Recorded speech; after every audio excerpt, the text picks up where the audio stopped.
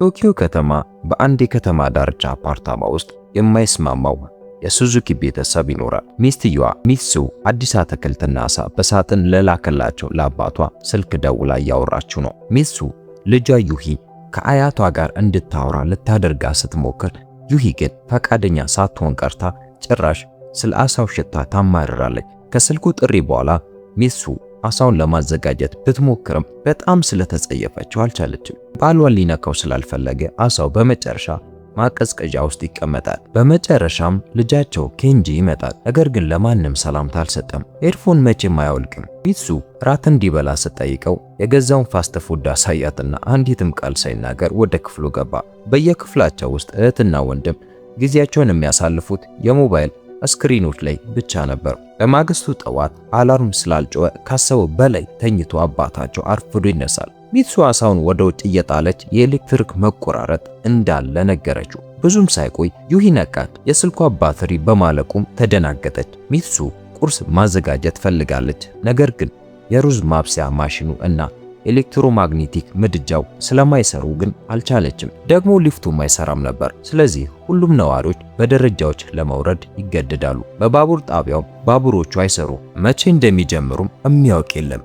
ስለዚህ ዮሺዩኪ ወደ ቢሮ በእግሩ ለመጓዝ ይገደዳል። ይህ በእንዲህ እንዳለ ኬንጂ በብስክሌቱ ወደ ክፍል እየሄደ ሳለ የስልኩ ባትሪ በፍጥነት ማለቁን አስተውሏል። እንደውም በመንገድ ላይ የሚንቀሳቀሰው ብቸኛው ነገር ብስክሌት ብቻ ነበር። ምክንያቱም መኪኖችም ጭምር መስራት አቁመዋል። ሚትሱ ከሕንፃው ውጪ ከጎረቤቶቿ ጋር ስታወራ ማንም ሰው መብራት እንደሌለው ተረዳች። ሴቶቹ ሻማ ለመግዛት ለመሄድ ወሰኑ። ሚትሱም አብራ ለመሄድ ፈለገች። ነገር ግን የኪስ ቦርሳዋን አፓርታማ ውስጥ እንደረሳችው ያስተዋለችው ያኔ ነበር። ዮሺዩኪ ወደ ድርጅቱ ሲደርስ በሮቹ በኤሌክትሪክ ቁልፍ ስለሆነ የሚሰሩት ማንም ሊከፍታቸው አልቻለም። ሰራተኞቹ ወደ ቢሮአቸው ለመውጣት በደረጃ ለመጠቀም ይገደዳሉ። ነገር ግን መብራትም ሆነ ኮምፒውተር ስለሌለ መስራት እንደማይችሉ ተገነዘቡ። በትምህርት ቤት ዩሂ የክፍሏ ተማሪዎች በሙሉ ዘግይተው እየመጡ እንደሆነና የማንም ስልክ እንደማይሰራ አወቀች። በኮሌጅ ውስጥ ኬንጂም ተመሳሳይ ሁኔታ እያጋጠመው ነበር። ሱቁ ውስጥ ሚትሱ የተዘጋጁ ምግቦች የሚቀመጡባቸው መደርደሪያዎች አስቀድሞ ባዶ መሆናቸውን አየች። ሰዎች እንደ ሻማና ውሃ ያሉ ነገሮችን በብዛት እየገዙ ነበር። ስለዚህ እሷም እንዲያው አደረገች። የሱቁ ሰራተኞች በኤሌክትሪክ መቆራረጡ ምክንያት የክሬዲት ካርድ መቀበል እንደማይችሉና ካሽ ብቻ መክፈል እንደሚችሉ አሳወቁ። ሁሉም ሰው ወደ ቅርብ ኤቲኤም ፈጠነ። ነገር ግን እነሱም አይሰሩ። ለጥቂት ሰዓታት ያክል ምንም ሳያደርጉ ከጠበቁ በኋላ የዮሺዩኪ አለቃ ሰራተኞቹን በሙሉ ቀድሞ ወደ ቤት እንዲሄዱ አሰናበታቸው። ዮሺዩኪ እንደገና በእግሩ ለመጓዝ ስላልፈለገ ብስክሌት ለመግዛት ይወስናል። መጥፎ ነገሩ ሁሉም ሰው ብስክሌት ስለፈለገ ዋጋው በጣም ጨምሯል። ስለዚህ ዮሺዩኪ ተጨማሪ ገንዘብ ከፍሎ ለመግዛት ተገደደ። ወደ ሕንፃው ሲደርስ አንዲት አሮጊት በደረጃው ላይ አርፈው አገኛቸው። ምክንያቱም ያን ሁሉ ደረጃ መውጣት በጣም ከባድ ነው። በኋላ ላይ ቤተሰቡ በሻማ ብርሃን እራት በሉ። መጸዳጃ ቤት በተጠቀሙ ቁጥር ከገንዳ ውሃ በመቅዳት ማፍሰስ ነበረባቸው። በኩሽናው የዕቃ ማጠቢያ ገንዳ ውስጥ ውሃ ስላልነበረ ሚትሱ ዕቃ ማጠብም አልቻለች። ዩሂ በሻማ ብርሃን መጽሔት ለማንበብ ስትሞክር ወደ እሳቱ በጣም ተጠግታ ፀጉሯ ተቃጠለባት። ከሁለት ቀናት በኋላ መብራቱ አሁንም አልተመለሰም። ሚትሱ ከገንዳው ውሃ በመጠቀም ልብሶችን በእጅ እያጠበች ነው። በትምህርት ቤት ዩሂ ያገኘችው ጥቂት ተማሪዎችን ብቻ ስለነበረ ለመውጣት ወሰነች። በቢሮው ውስጥ አለቃው መብራት እስኪመለስ ድረስ ድርጅቱ ዝግ እንደሚሆን አሳወቀ። ከዚያም ዮሺዩኪ አለቃ ውሃና ምግብ ለማግኘት በማሰብ ከቤተሰቡ ጋር ወደ ተራራማ ቦታ ሲሄድ ተመለከተው። ዘወር ሲል ደግሞ አንድ ሰው ብስክሌቱን ለመስረቅ ሲሞክር አግኝቶ በፍጥነት አስፈራርቶ ያባረዋል። በዚህ መሃል ኬንጂ በብስክሌቱ ወደ ቀጣዩ ከተማ ተጓዘ።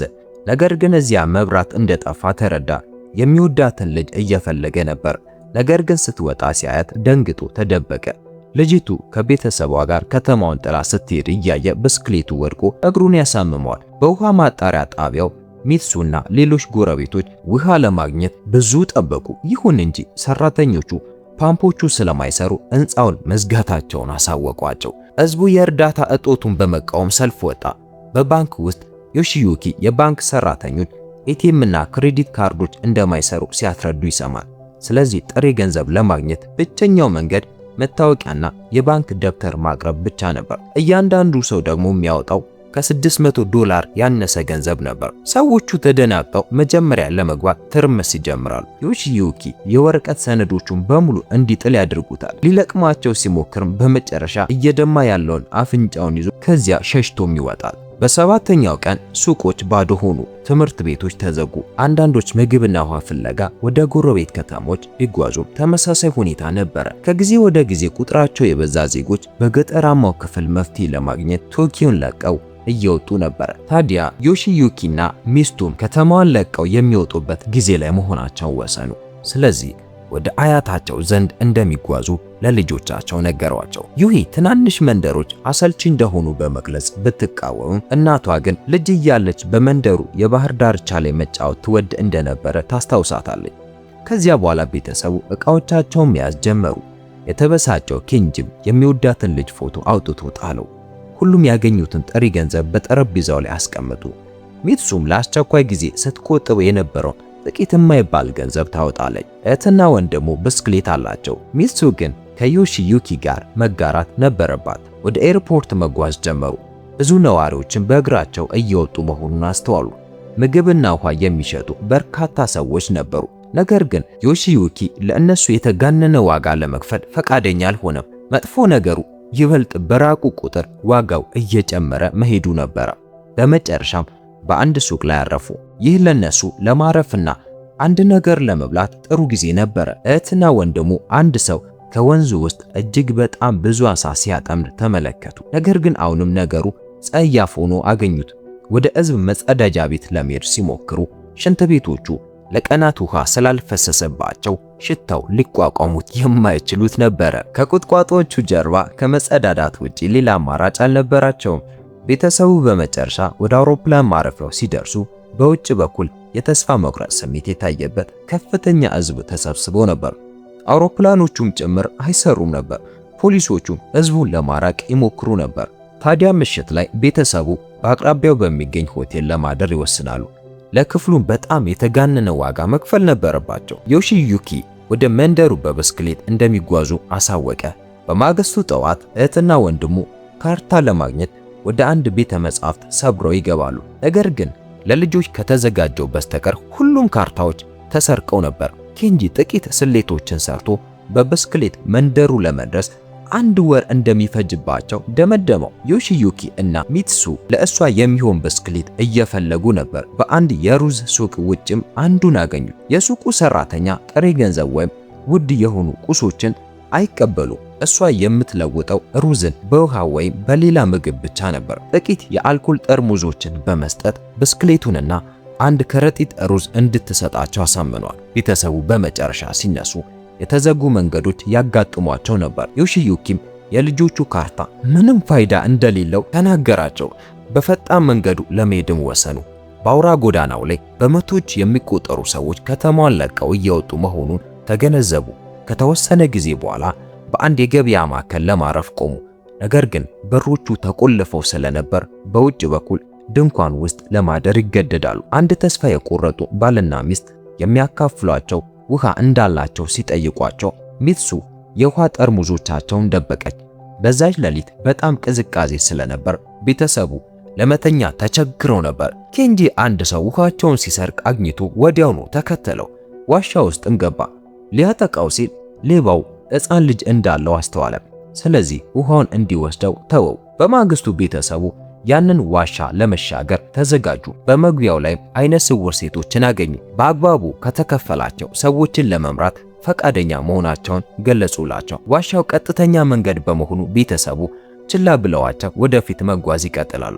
ሆኖም ግን ብዙም ሳይቆይ ጨለማው ችግር ውስጥ ከተታቸው። በተተው መኪኖች ላይ ይጋጩ ነበር እና የሞቱ ነገሮችን ይረብጡ ነበር። በመጨረሻም ወደ ኋላ ተመልሰው ለአንዲት አይነ ስውር ሴት ከፈሉ። ወደ መውጫው መራቻቸው። በኤሌክትሪክ መቆራረጡ በ16ኛው ቀን በወንዙ አቅራቢያ አረፉ። ልብሶችንም ለማጠብ አጋጣሚውን ተጠቀሙበት። ክብሪት ሊያልቅባቸው ተቃርቧል። ምንም ውሃም አልቀረም። ዮሺዩኪ የቤተሰቡን ማስጠንቀቂያ ችላ በማለት ከወንዙ ለመጠጣት ይወስናል። ድንገት ኃይለኛ የዝናብ ማዕበል አካባቢው መታው። ስለዚህ ከአንድ ድልድይ ስር ተጠልለው ለመቆየት ይገደዳሉ። ብስክሌቶቻቸው በነፋስ ሲወሰዱ እያዩ ሳለ ድንገት ዮሺዩኪ በድንገት ወደ ሜዳው መሃል ሮጠ። በጠጣው የወንዝ ውሃ ምክንያት ወደ ታች እያጣደፈው ነበር። ማዕበሉ በመጨረሻ ሲያበቃ ቤተሰቡ በየቦታው የተበተኑትን ዕቃዎቻቸውን መልቀም ይጀምራሉ። የሚትሱ መነጽር ተሰባብሯል። ሩዙ መሬት ላይም ተደፍቷል። የአንድ ብስክሌት ጎማም ተበላሽቷል። ዮሺዩኪ አሁንም ሕመም እየተሰማው ስለነበር ቤተሰቡ በፍጥነት ወደ ቅርብ ከተማ አመሩ። ወላጆቹ እያረፉ ሳለ እህትና ወንድሙ ወደ አንድ ሱፐርማርኬት ሰብረው ይገባሉ። እንደ አጋጣሚ ሆኖ ምንም አይነት ምግብ ወይ ክብሪት ወይ የብስክሌት ጎማ አልተረፈም። የወሰዷቸው ብቸኛ ነገሮች የምልክት ሮኬትና የድመት ምግብ ብቻ ነበር።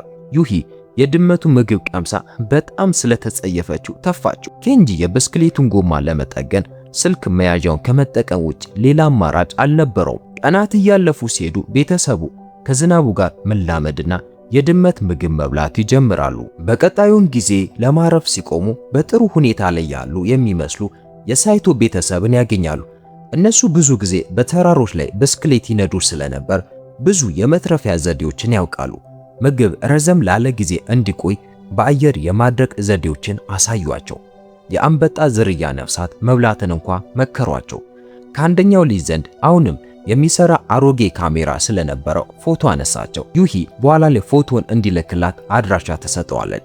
ከዚያ በኋላ ሁለቱ ቤተሰቦች ጉዟቸውን አብረው ለመቀጠል ይወስናሉ። ሚትሱና ልጆቹ ከሳይቶ ቤተሰብ ጋር በጥሩ ሁኔታ የተግባቡ ሲሆን ነገር ግን ዮሺዩኪ በቅናት መንፈስ ተቃጥሎ ራሱን ለማሳየት ብስክሌቱ በጣም በፍጥነት ይነዳ ነበር። ለመዝናናት በአንድ ድልድይ ላይ ሲቆሙ በርካታ ወታደሮች በአቅራቢያው ሲያልፉ ያያሉ። በኦሳካ መብራት አለ የሚለው ወሬ እውነት መሆኑ ለማረጋገጥ ወደዚያ ለመሄድ ስለወሰኑ ሁለቱ ቤተሰቦች እዚያ ላይ ተለያዩ። በ43ኛው ቀን ቤተሰቡ ኦሳካም ቢሆን መብራት እንደሌላት ተገነዘቡ። ዩሂ ምንም ምግብና ውሃ ስለሌላቸው ተደናገጠች። በዚህ ምክንያት በመካከላቸው ክርክር ተነሳ። ክርክሩ ዮሺዩኪ ኃላፊነት የማይሰማው ተንከባካቢ ነው በሚል የቤተሰቡ ስምምነት ተጠናቀቀ። በከተማዋ ዙሪያ እየተዘዋወሩ ሳለ በርካታ ሰዎች ከአንድ የአሳ ማሳያ ሙዚየም ውጪ አሳ ሲበሉ በማየታቸው በጣም ደነገጡ። ስለዚህ ቤተሰቡ ወረፋ ለመያዝ ፈጠኑ። አሳዛኙ ነገር እነሱ ጋር ደርሶ ምንም ምግብ አልቀረም ነበር። በ67ኛው ቀን በጣም ደክሟቸው በገጠሩ ሜዳ ላይ ዝለው ወደቁ። ተስፋ የቆረጠው ዮሺዩኪ አንድ ትንኝ ያነሳ። ነገር ግን ከመብላቱ በፊት በአቅራቢያው አንድ አሳማ አየ። ከብዙ ትግል በኋላም ኮረብታውን እየተንከባለሉ ሲወርዱ አሳማውን መግደል ቻለ። ሆኖም እሱም ሆነ ሚስቱ አሳማውን ለመግፈፍ ስላልፈለጉ ቢለዋውን የመያዝ ኃላፊነት የኬንጂ ይሆናል። ኬንጂ ሳይንቀሳቀስ በፊት ግን ገበሬው ታናካ ብቅ አለ። ከዚያ በኋላ ቤተሰቡ የሞተውን አሳማ ወደ ታናካ ቤት ጎትተው ወሰዱት። እዚያም ከጉድጓዱ ውስጥ ውሃ መጠጣት ቻሉ። ታናካ የኤሌክትሪክ አጥሮቹ መስራት ስላቆሙ አሳማዎቹ በሙሉ አምልጠው እንደነበረ አስረዳቸው። ታናካም በጣም ጥሩ ቁርስ ሰጣቸው። ምግቡ በጣም ጣፋጭ ከመሆኑ የተነሳ ዩሂን አስለቀሳት። አንድ ጎረቤት ጥቂት አትክልቶችን አምጥቶ ከጣለ በኋላ ታናካ ቤተሰቡ አሳማውን እንዲያርዱ አስገደዳቸው። እነሱ በጣም ተጸይፈው ነበር፣ ነገር ግን በሕይወት ለመኖር ሲሉ ነገሩን ተቋቁመው አደረጉት። ታዲያ ይሄ ሥራ ታናካን ብዙ ጊዜ ይወስድበት ነበር። አሁን ግን በእነዚህ ሁሉ እርዳታዎች ምክንያት ሂደቱ በፍጥነት እየሄደለት ነው። እናም ይህም በጣም ወዶታል። ለሚቀጥሉት ጥቂት ቀናት ቤተሰቡ ጊዜያቸውን በሙሉ በቤቱ ውስጥ ስራዎች አሳለፉ። ስለ ገጠር ሕይወትም ብዙ ተማሩ። አሳማዎቹን በሙሉ አሳደዱ። እነሱንም ወደ እርሻው መመለስ በጣም አስደስቷቸው ነበር። ዩሂ ልብስ የማጠብ ኃላፊነት ከነበራት ከእናቷ ዘንድ ልብስ መስፋትን ተማረች። ዮሺዩኪ እንጨት ይፈልጣል። ኬንጂ ደግሞ ብስክሌቶችን ለመጠገን የተሻሉ መሳሪያዎችን አገኘ። ታናካ በጣም ጠቃሚዎች ስለሆኑና ብቻውን መሆን ስለሚጠላ ቤተሰቡ ከእርሱ ጋር እንዲቆዩ ጠየቃቸው። ይሁን እንጂ የሱዙኪ ቤተሰብ ከአያታቸው ጋር መሆንን መርጠዋል። ታናካ ለማመስገን ያክል ለቀሪ ጉዟቸው የሚበቃ የአሳማ ስጋ ሰጣቸው። ከጥቂት ቀናት በኋላ ቤተሰቡ ወደ ወንዙ ደረሱ። ነገር ግን ምንም ድልድይ ባለማግኘታቸው በጣም አዘኑ። ዮሺዩኪ በባህር ዳርቻው ላይ መቅዘፊያ፣ ጥቂት ገመድና እንጨት አገኘ። ስለዚህ አብረው ጀልባ ሰሩ። በመጀመሪያ ወንዶቹ ሴቶቹንና ዕቃዎቻቸውን ወደ ማዶ አሻገሩ። ከዚያም ብስክሌቶቻቸውን ለማምጣት ተመለሱ። በድንገት ግን ዝናብ መዝነብ ይጀምራል። ስለዚህ መቸኮል ነበረባቸው። ኬንጂ ተስፋ ቆርጦ ከሌሎቹ ጋር ለመቀላቀል በፍጥነት ዋና ጀመረ። ግትር የሆነው ዮሺዩኪ ግን እንጨቱን አጥብቆ እንደያዘ ቀጠለ። ማዕበሉ ይዞ ሲሄድ እያዩ ቤተሰቦቹ በተስፋ መቁረጥ ጮሁ። ዝናቡ ካቆመ በኋላ ኬንጂ አባቱን ለመፈለግ ሄደ። ነገር ግን ያገኘው የሰው ሰራሽ ጸጉሩን ብቻ ነው። ሁሉም ወዲያውኑ በአዘን ተሰበሩ። በ94ኛው ቀን አዲዱን እየተከተሉ ነበር። ሚትሱ ጉዟን ለመቀጠል በጣም ስለደበራት ኬንጂ እንድትንቀሳቀስ ሊጎትታት የግድ ነበረ። ለመብላት ከከረጢታቸው ጥቂት የአሳማ ስጋ ሲያወጡ አንድ የተራበ ውሻ ወደ እነሱ ተጠግቶ ምግብ ለመለመን አለቀሰ። ውሻው ለማንኛውም የአሳማውን ስጋ ከዩሂ እጅ ነጥቆ ሮጠ። ብዙም ሳይቆይ ተጨማሪ ውሾች መጡ። አንድ ውሻ ከረጢት ላይ በአፉ ዘሎ ያዘ። ከረጢቱን ለመንጠቅ ብትሞክርም ኮረብታውን እንድትንከባለል አደረገ። ልጆቹ ወዲያውኑ ሊረዷት ፈጠኑ። ቁርጭምጭሚቷም እንደተሰበረ አዩ። ውሾቹም በከረጢቷ ውስጥ ያለውን ሁሉ ሲበሉ ካዩ በኋላ እንድትራመድ አገዟት።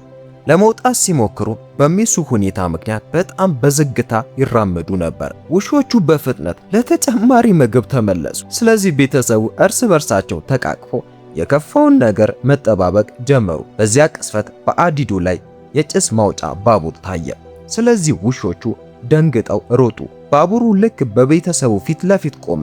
እነርሱም ለቀሪው ጉዟቸው ወዲያው ወደ ውስጥ ገቡ። አንድ ሐኪም የሚሱ ቁርጭምጭሚት ላይ በፋሻ አሰረላት። የበንዲ እንዳለ በወንዙ ዳርቻ ዮሺዩኪ ነቃና መራመድ ጀመረ። ሆኖም ሩቅ ለመሄድ በጣም ደክሞ ስለነበር በአንድ ትራክተር ላይ ወደቀ። በድንገት ባቡሩ ሲያልፍ አየ። ነገር ግን ለመጮ የሚያስችል አቅም አልነበረው። እንደ ዕድል ሆኖ አሁንም በኪሱ ውስጥ የምልክት ሮኬት ነበረችው። ሚሱ አየችውና ወዲያውኑ ባቡሩ እንዲቆም አደረገች። ልጆቹም ከአባታቸው ጋር ለመቀላቀል ሮጡ። በባቡሩ ውስጥ ሚትሱ ለዮሺዩኪ የሰው ሰራሽ ጸጉሩን ሰጠችው። እሱ ግን አውጥቶ ጣለው። በ108ኛው ቀን ቤተሰቡ በመጨረሻ ወደ መንደሩ ደርሰው ከአያታቸው ጋር ተገናኙ። እሱም በመጨረሻ ሊጠየቅ መቻሉን ማመን አልቻለም። ከ2 ዓመት በኋላ የሱዙኪ ቤተሰቦች በአዲሱ የገጠር ሕይወታቸው ደስተኞች ናቸው። አሳ ያጠምዳሉ፣ ይዘራሉ፣ ራሳቸው የተከሉትን አትክልቶችም ይመገባሉ። አንድ ጠዋት ዮሺዩኪ በአንድ እንግዳ ድምፅ ነቃ። ድምፁን ለመከተል ከቤት ወጣና በአንድ መጋዘን ውስጥ የደውል ሰዓት ሲጮህ አገኘ። ሁሉም ጎረቤቶችም የመንገድ መብራቶችን እንደገና ለመመልከት ወደ ውጭ ሮጡ። ከጥቂት ቀናት በኋላም ሁሉም የመጀመሪያዎቹ የቶኪዮ ነዋሪዎች ወደ ከተማዋ ተመለሱ። ሱዙኪ ቤተሰቦች አሁን እርስ በርሳቸው ብዙ ጊዜ ያሳልፋሉ። የቤት ውስጥ ስራዎችንም አይፈሩም። በቤታቸው ውስጥ የድሮ አይነት የስልክ መስመር ዘረጉ። ዮሺዩኪ ወደ ስራ ለመሄድ አሁንም በብስክሌት ይጠቀማል። ፖስተኛው ደብዳቤ ሲያመጣላቸው የሳይቶ ልጅ በመንገድ ላይ ያነሳቸውን ፎቶ በማግኘታቸው በጣም ተደሰቱ። ታሪኩን ከወደዳችሁት ላይክ አድርጉ። ሰብስክራይብ በማድረግ በአዲስ ፊልም እንገናኝ።